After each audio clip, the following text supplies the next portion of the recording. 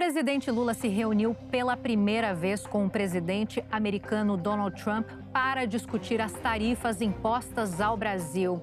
Essa reunião marca uma nova fase de negociações para o fim do tarifaço que ameaça milhares de empregos no Brasil. Para falar sobre o atual cenário econômico e político, hoje o JR Business tem o prazer de receber o professor Alexandre Pires, que é professor de Economia e Relações Internacionais do IBMEC São Paulo. Professor, seja muitíssimo bem-vindo. Eu que agradeço o convite, Giovana. É sempre um prazer estar aqui com vocês. Você já sabe, o JR Business está nas plataformas digitais da Record, tem a nossa versão em podcast e também somos exibidos na Record News.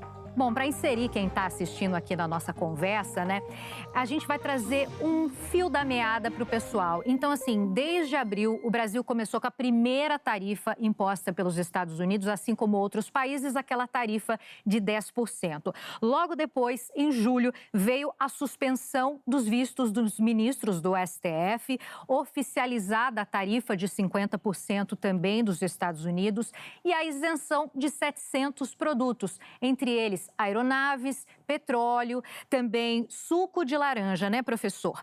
Em agosto, entrou em vigor efetivamente esse tarifaço que pesou muito para as empresas aqui no Brasil, né? Principalmente carne, café, tecidos e até algumas frutas, certo, professor?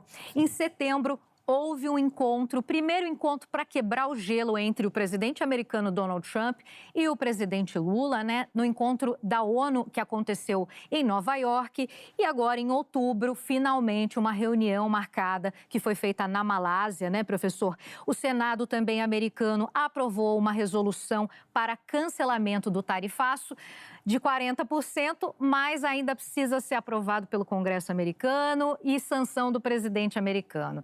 Então, professor, eu queria entender do senhor, para começar, talvez com a pergunta mais difícil. Em quanto tempo, talvez, a gente tenha o tarifaço cancelado para o Brasil?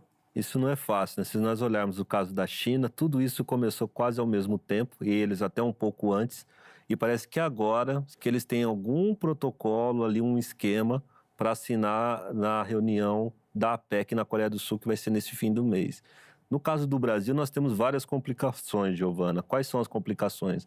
Nós temos uma questão política, nós temos um tarifaço que é só sobre o Brasil, que são os 40% que você falou, que envolve muitas questões, vários mercados teriam que ser abertos, algumas mudanças.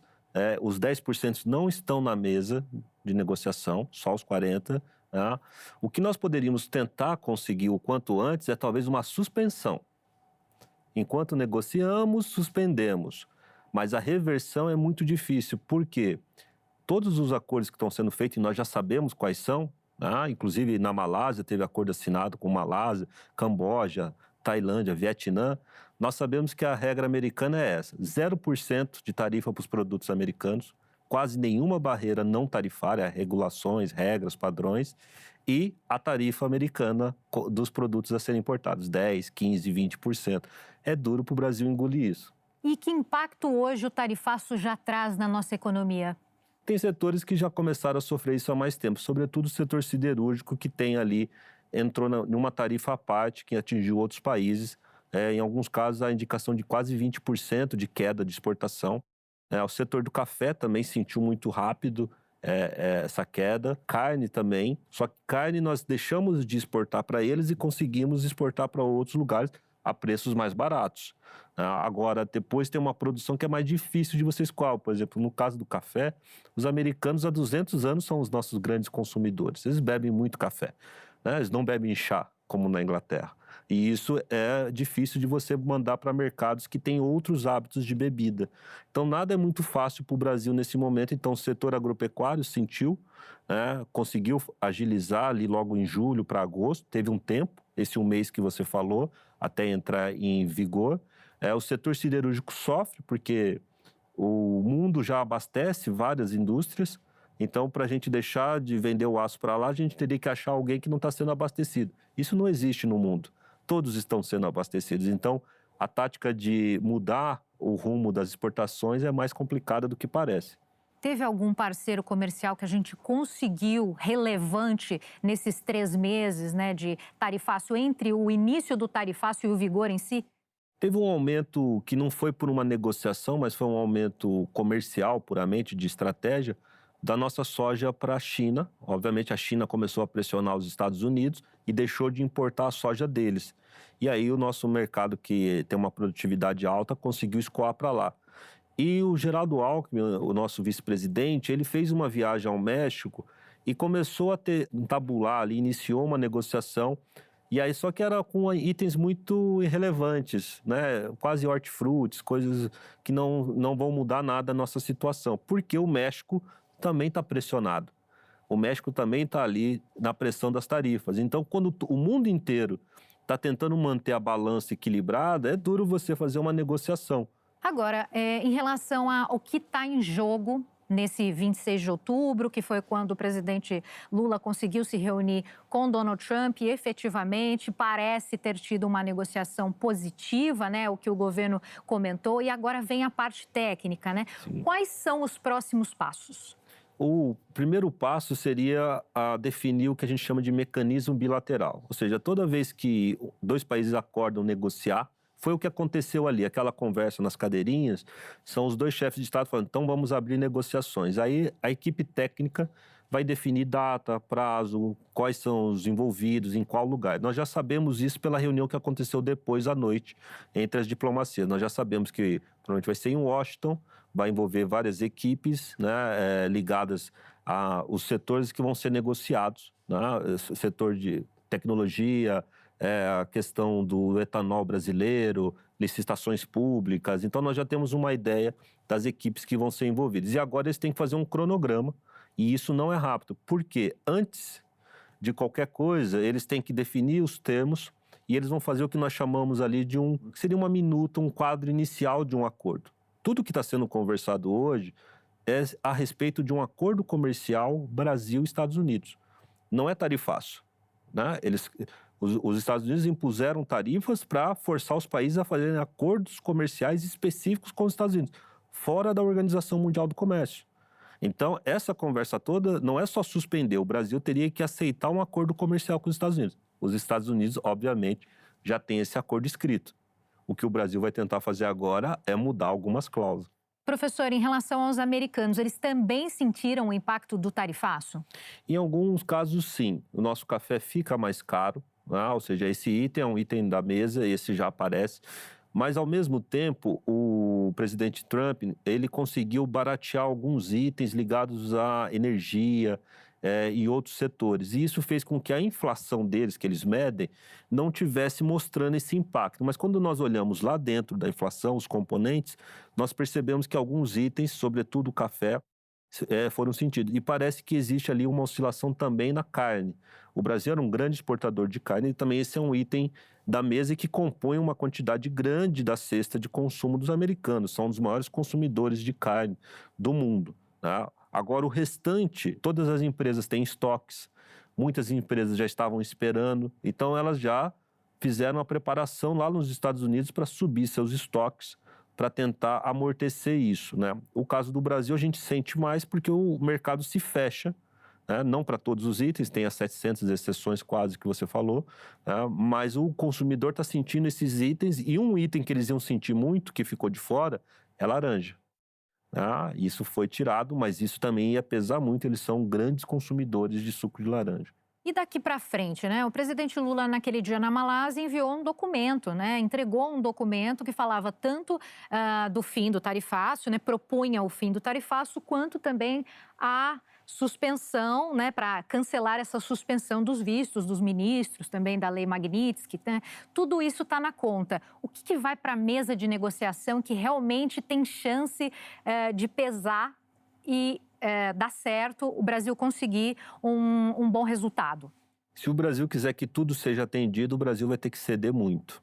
Vamos ter que abrir mercado de tecnologia, a ideia da lei, da legislação a respeito da internet, o marco civil da internet, a responsabilização das big techs teria que entrar na pauta, a gente teria que abrir o nosso mercado de etanol, nós teríamos que talvez nos afastar da China, parar de favorecer a China, né? Nós teríamos que também aceitar uma participação maior dos americanos nas nossas licitações. Tem a questão, essa questão que eles chamam de direitos humanos e livre expressão, né? E isso também entraria na conta. Então, quanto mais nós quisermos que eles cedam, por exemplo, eliminando a Magnitsky sobre o Alexandre de Moraes, ou devolver vistos, eles vão falar, tá, mas vocês vão dar o quê em troca?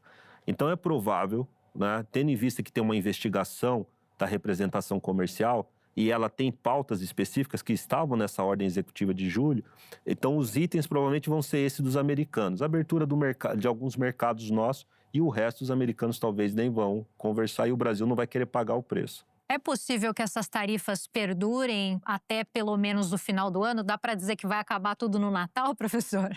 A tarifa em si, fazer um acordo comercial, eu acho que o Brasil não consegue, a não ser que ceda muito. E tendo em vista os acordos que eu falei para você, o Brasil teria que mudar completamente a mentalidade. Nós sempre tivemos um certo nível de protecionismo para vários setores nossos, né? Nós teríamos que provavelmente abrir o mercado de automóveis nossos para automóveis feitos diretamente nos Estados Unidos.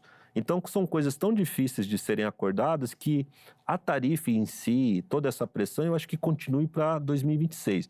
O que nós temos que focar agora é tentar entregar alguma coisa para os americanos, que eles queiram muito, que permita a suspensão das tarifas, porque essa negociação vai ser arrastada. O Brasil não é uma economia complementar americana. Nós concorremos com os americanos em muitos mercados. As pessoas pensam porque nós somos pequenos, comparados a eles, nós nos complementamos. Não, nós concorremos em vários, inclusive soja, agropecuária, questão de aeronáutica. Então, assim, é difícil fechar um acordo quando os países não são complementares. É a nossa situação com a Índia, nossa situação com a China, nossa situação com a Europa, né? Nós concorremos em muitos mercados, apesar de não sermos gigantescos. E pela experiência do senhor em temas de relações internacionais, quanto tempo demora para ser feito um acordo econômico? Isso, assim, uma média ao longo do tempo, né, que o senhor vê, e neste momento em que tudo está numa velocidade um pouco diferente de antes. Se nós olharmos o acordo que foi mais rápido, que seria mais complexo, foi o do Japão, né? Ele se resolveu mais ou menos em 3 meses, tá? Que foi, ou seja, 2 grandes parceiros, aliados militares, com muitas parcerias. Mesmo assim, demorou 3 meses quando eles iniciaram as negociações. O acordo da Coreia levou um tempo e está se resolvendo agora. Outros acordos estão sendo desenhados. O da China está se arrastando lá desde março, abril, né? Ou seja, estamos indo aí para 9 meses e talvez vá ser assinado. Porque antes de eu ter o acordo, eu tenho que fazer ali a negociação dos termos desse acordo. Quais são os pontos? Então, eles vão primeiro vão ter que chegar nesse documento preliminar para depois, né, acertar tudo e levar para os presidentes assinarem. Isso leva um tempo, nenhum acordo foi muito rápido, o mais rápido foi o do Japão. Eu cheguei a ver uma pesquisa, inclusive, que mostra que em Minas Gerais, por exemplo, né, foi o estado que mais teve perdas de faturamento por conta do tarifaço. Estamos falando de mais de 1 bilhão e 200 milhões de reais. Professor, esses empregos foram perdidos, eles podem ser recuperados e, além do mais, o Brasil, os estados que estão mais sofrendo, aguardam pela uma sinalização de cancelamento desse tarifaço? Todos devem estar na torcida, mas como é a iniciativa privada que está tocando, ou seja, ela que está tendo que sentir para onde vai as coisas, ela faz ajustes que às vezes são duros, né? E como o mercado americano é insubstituível, não existe, né, um outro Estados Unidos para a gente dirigir nossa produção, esses estados estão perdendo faturamento, mas porque as empresas já estão se ajustando, elas não vão ficar esperando o acordo. O que você trouxe de dados já é o sinal de que as empresas se colocaram no pior cenário possível, ou seja, olha, as coisas não vão voltar a ser o que eram antes.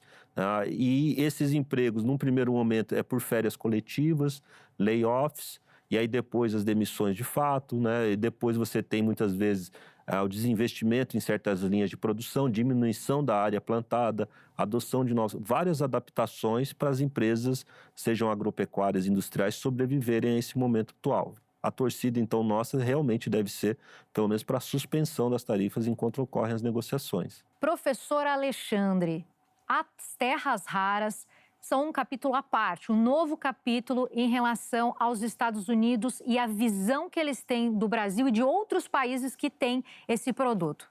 Sem dúvida, a segurança deles de fornecimento desse mineral foi posta à prova. A China apertou, pressionou, cortou exportações, aumentou a pressão sobre isso e os Estados Unidos perceberam que eles estavam fragilizados. E aí, de abril para agora, os acordos estão mudando, né? Já começou a entrar como pauta, como item dos acordos, acordos da Malásia, Camboja, a própria parceria reforçada com o Japão nessa viagem. O acordo do Japão foi em julho, mas fizeram agora uma emenda, né, para uma parceria com relação ao processamento de terras raras. Isso tem a ver com esses acontecimentos nesses últimos 8 e 9 meses. Então, o Brasil, que tem depósitos de terras raras, né, em Minas Gerais especialmente, ali na região de Poços de Caldas e Araxá, eles vai ter que discutir isso. Apesar de não ter sido o ponto de pauta lá nos tarifaços, não ter aparecido, vai aparecer agora e todos vão estar submetidos, inclusive México, Canadá. Quem não fechou acordo com os Estados Unidos vai ter que incorporar questões de terras raras. E quem já fechou provavelmente vai ser pressionado a emendar os acordos para abrir esses mercados e essas reservas para os americanos. E, professor, vamos trazer a pauta das terras raras aqui para o Brasil também, né? Isso até então era pouco falado. Nesse ano que, digamos, explodiu, foi um trend topic aí para a gente discutir, né? O que muda também para quem, para as empresas e para as áreas onde ficam essas terras? É um novo mercado em potencial, porque tudo que nós fazemos com relação a semicondutores, aviônicas dos caças de última geração, carros, carros elétricos, motores elétricos, tudo isso envolve tanto os minerais críticos quanto terras raras. E o Brasil não processava isso, a China dominou esse mercado. A China não tem 80%, 90% das reservas, ela processa 80%, 90% das terras raras. Isso já tinha sido visto nos relatórios de risco global, por exemplo, da área de inteligência da Economist, né? Isso já vinha sendo falado, só que agora explodiu e o Brasil agora pode aproveitar isso como poder de barganha, né? Ou seja, agora talvez seja mais um ponto importante. Só que nós temos que lembrar que nós temos empresas nacionais, temos vários investimentos no setor de mineração e, obviamente, essas empresas não vão aceitar que as empresas americanas simplesmente tomem controle dessas áreas, né? Então, vai ter uma tensão, porque é um setor consolidado no Brasil. Mineração é um dos nossos grandes setores. Então, vai ter que ter muito jogo de cintura aí do governo para fazer com que todos os interesses sejam contemplados e eles consigam colocar isso na mesa de negociação. Então, tem uma certa negociação interna também da nossa parte. Agora, professor, em relação ao otimismo brasileiro quanto a essa conversa, essa discussão que o presidente Lula teve, né? Deve se manter? Olha, olhando objetivamente, Giovana, é muito difícil fechar um acordo Brasil e Estados Unidos pela complexidade das duas economias. Nós temos que pensar o seguinte: até abril, o que a gente chama de tarifa efetiva, a média dos Estados Unidos, estava para baixo de 2%. A do Brasil, em relação aos Estados Unidos, para cima de 17%, 19%. Agora, os Estados Unidos querem uma inversão disso, né? Ou seja, e essa política que o Brasil fez nos últimos 50 anos? Então vai ter que ter muito jogo de cintura. É possível, sim. Eu acho que o governo brasileiro tem uma visão de que ele não pode ficar para o fim da fila. Eu acho que eles já têm essa visão. E outra coisa que eu acredito que o Brasil caiu na real é que o multilateralismo morreu. Ou seja, não vai mais dar para se ancorar na Organização Mundial do Comércio, nem nas Nações Unidas. Os acordos são bilaterais, o mundo inteiro está fazendo, o Brasil está reaprendendo a fazer, porque nós ficamos 30, 40 anos sem fazer negociações bilaterais pesadas com grandes parceiros, com grandes países. Agora está todo mundo aprendendo a refazer isso. Isso que foi criado nesse encontro da Malásia é fora da OMC, é fora das Nações Unidas. É um mecanismo bilateral, é como se não existissem órgãos multilaterais. E esse mundo o Brasil não estava acostumado, né? Só que tem que aceitar que tudo mudou. Agora, além do tarifaço, também foram colocadas na mesa questões como a crise na Venezuela. Esse tema deve entrar na negociação? O presidente Lula, quando ele assume o governo, o terceiro mandato, ele quer se colocar como um mediador internacional. E ele se digamos ali, se colocou à disposição para fazer esse papel. Só que se nós entrarmos nessa discussão, é um assunto que não nos interessa tanto. Seria interessante que os americanos nos convidassem por iniciativa própria e a gente falasse, olha, ok, eu vou, mas o que vocês podem fazer por nós, né? O governo do PT, do Partido dos Trabalhadores, tem uma aproximação histórica desde a época do Chaves, Maduro. É um assunto espinhoso, porque o que os Estados Unidos querem é uma troca de regime. E aí o Brasil ficaria, né, sob o governo do Partido dos Trabalhadores, numa situação difícil. Eles iam rifar, né, o Maduro ou não, né? Ou seja, pode ser que o Brasil faça esse papel de mediador, mas eu não sei o que nós teríamos a ganhar com isso. Os Estados Unidos talvez até cobrariam algo para permitir que o Brasil tentasse manter ou achar alguma saída de transição para o Maduro. Eu acho que é melhor deixar a Venezuela, como diz o presidente Lula, para os venezuelanos e vamos cuidar aqui das nossas tarifas que já estão pesando demais para o Brasil. A imprevisibilidade do presidente americano Donald Trump, o que daria para colocar como previsível em termos de negociações e do que pode acontecer? De repente amarra ali um acordo e cai porque de alguma forma ele viu algo que ele não gostou ou ele quer fazer diferente, bateu ali na cabeça dele, ele vai fazer. Tem chance? Tem uma coisa que ficou previsível, né? O secretário de Tesouro americano, o Scott Bessent, ele escreveu um artigo antes do presidente Trump ser eleito, que ele falava, olha, a partir de agora, se nós ganharmos, quem é aliado de segurança tem que ser aliado econômico. Quem é aliado econômico tem que ser aliado de segurança. Não dá para jogar para os dois lados. Eles estão mantendo isso de modo bastante previsível. E com relação aos acordos comerciais, tem uma coisa que eu posso prever. O que o presidente americano quer? Zero de tarifa para os Estados Unidos, para as exportações americanas. E praticamente eliminação total das barreiras não tarifárias.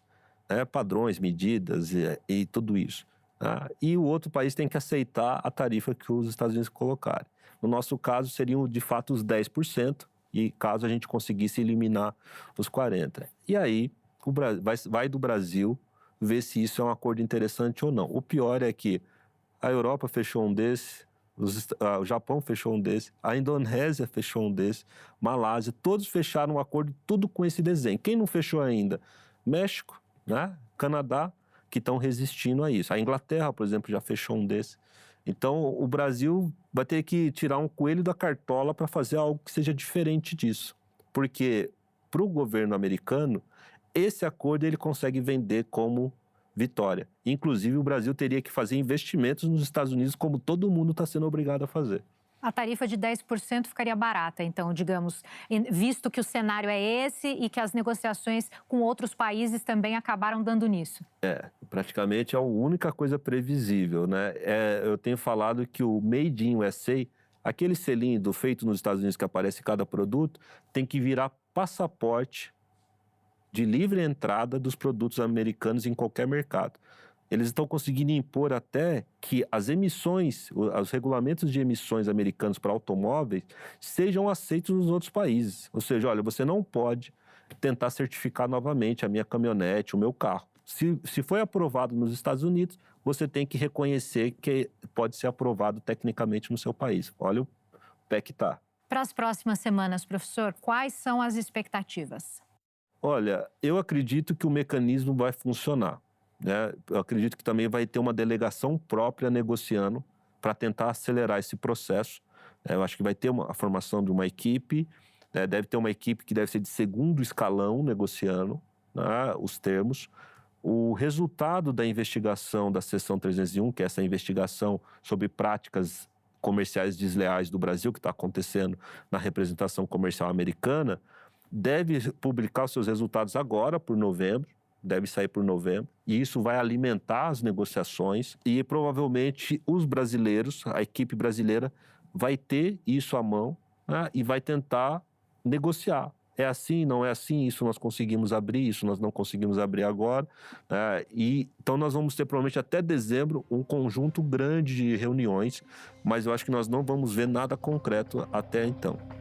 Professor Alexandre, continuaremos de olhos bem abertos, né? Muitíssimo obrigada pela entrevista, por compartilhar o conhecimento do senhor com a gente. É uma satisfação, um prazer estar aqui na Record e com você novamente, Giovana. Obrigada também a você que ficou aqui com a gente. E olha, JR Business está sempre nas plataformas digitais da Record. Você pode ver, rever o nosso conteúdo. Também tem a nossa versão em podcast, se você preferir ouvir, estiver fazendo alguma coisa na sua casa. E também na Record News, tá? A gente está sempre no ar na Record News.